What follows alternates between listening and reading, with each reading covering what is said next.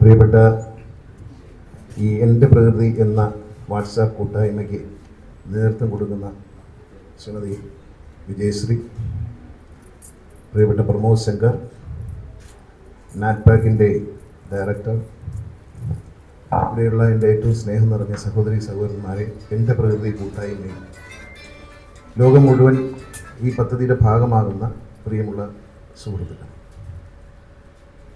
പ്രിയ മാധ്യമ സുഹൃത്തുക്കളെ, ഇവിടെ ബഹുമാനായ MLA പറയുകയുണ്ടായി, നമ്മുടെ കാലാവസ്ഥയിൽ വന്ന വലിയ മാറ്റം എന്താണ് അതിൻ്റെ കാരണം എന്ന് അദ്ദേഹം സൂചിപ്പിക്കുകയും ചെയ്തു. ബൈബിളിൻ്റെ പഴയ നിയമം തുടങ്ങുന്നത് ദൈവം മണ്ണിൽ നിന്ന് മനുഷ്യനെ സൃഷ്ടിച്ചു.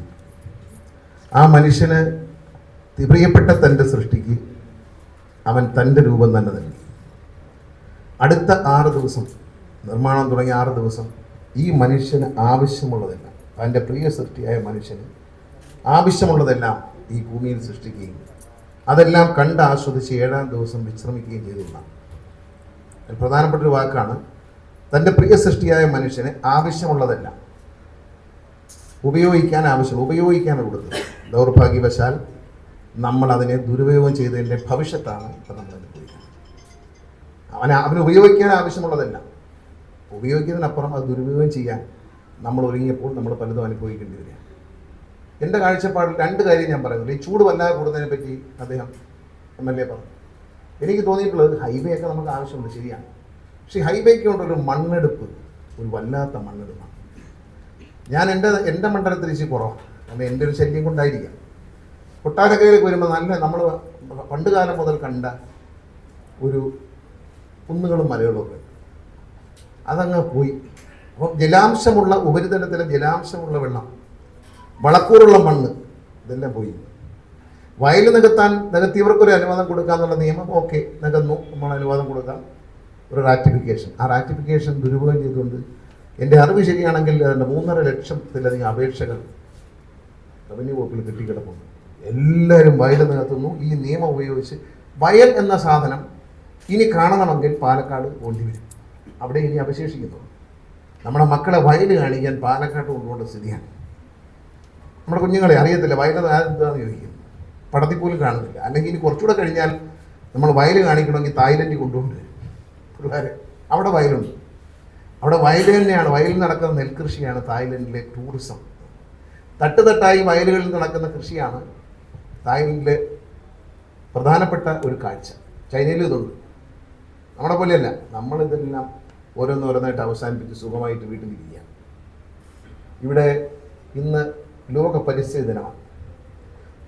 MLA എന്നെ പറഞ്ഞൊരു പ്രധാനപ്പെട്ട പ്രശ്നമുണ്ട്. നമുക്കിവിടെ വലിയ കുഴപ്പമില്ലെങ്കിലും ഞാനൊക്കെ താമസിക്കുന്നത് കിഴക്കൻ മലയോര മേഖലകളാണ്. പത്തനാപുരം ഭയന്നാണ് ആൾക്കാർ ജീവിക്കുന്നത്. കാട്ടുപന്നിയുടെ ശല്യം, ആനയുടെ ശല്യം, മ്ലാവിൻ്റെ ശല്യം, കുരങ്ങൻ്റെ ശല്യം, അത് ഭയങ്കരമാണ്. കുരങ്ങൻ്റെ ശല്യം ഇങ്ങനെ കൊട്ടാരക്കര ഇങ്ങനെ വാളകം വരെ എത്തിയിട്ടുണ്ട്. കൊല്ലൂർ മണ്ഡലത്തിൽ വാളകം, ഞാൻ താമസിച്ച വാളകത്തെ ഒരു തേങ്ങയും ഒരു കൊച്ചങ്ങയും പോലും ബാക്കിയില്ല. അപ്പോൾ ചിലർ പറയും ഇതിന് ഞാൻ വനമന്ത്രിയായിരുന്ന ആളാണ്.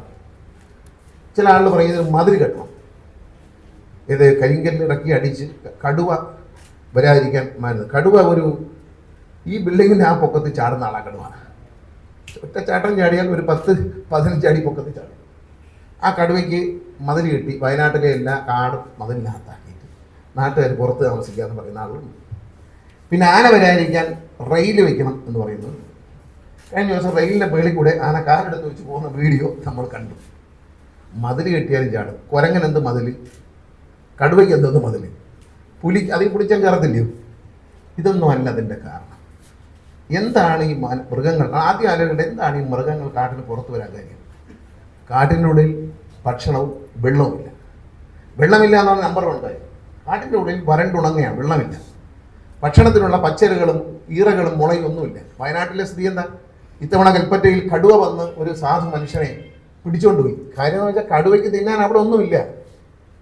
വയനാട്ടിൻ്റെ പ്രത്യേകത എന്ന് പറയുന്ന ഒരു വശത്ത് കബനി നദി ഒഴിയാണ്. കബനി നദിയിൽ നിറച്ച് വെള്ളമുണ്ട്. ഈ കബനി നദിയുടെ ഒരു ഭാഗം ഗ്രാമപ്രദേശമാണ്, കർഷകർ താമസിക്കുന്ന നല്ല പച്ചപ്പുള്ള വാഴയും കമ്പുമൊക്കെ നിൽക്കുന്ന സ്ഥലമാണ്.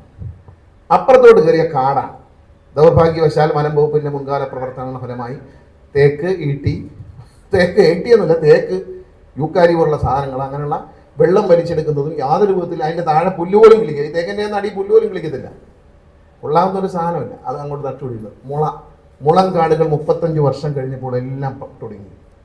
ഇനി അത് വളർന്നു വരണം. ഈ മുളം കാടിനെ ഈറയുടെയും ഒക്കെ ഇല പറിച്ച് കൊടുക്കും. പണ്ട് ഈറ വെട്ടാൻ അനുവാദം കൊടുത്തിരുന്നു, അത് തടഞ്ഞു. പക്ഷേ ഈറ വെട്ടുന്ന കാലത്ത് ഈറ കൂടുതൽ വളരണമെന്ന് ഈ വെട്ടുന്ന കർഷകർ, ഈ തൊഴിലാളികൾ ആഗ്രഹിച്ചു. അതിനുള്ള സംവിധാനം ചെയ്തിട്ടാണ് പോരുന്നത്. ഇപ്പം ഈറ വെട്ടിയാൽ അതോടെ ഈറ അങ്ങ് തീർന്നു. ആനയ്ക്ക് തിന്നാനുള്ളതില്ല, മുളയുടെ ഇലയില്ല. ഈ ആന തെങ്ങും കവുവൊന്നും തിന്നുന്ന ആളല്ല. നിവർത്തിയിട്ടാൽ എന്ത് ചെയ്യാൻ പറ്റും? കാരണം ഒരാനയും തെങ്ങ് പനയിൽ കയറി പട്ട വെട്ടിയിട്ട് തിന്നിട്ടില്ലല്ലോ. ചക്ക തിന്നാൻ നല്ല മണമാണ്, അതിന് കൊതിയാണ്, മധുരം തിന്നാൻ ഇഷ്ടമാണ്.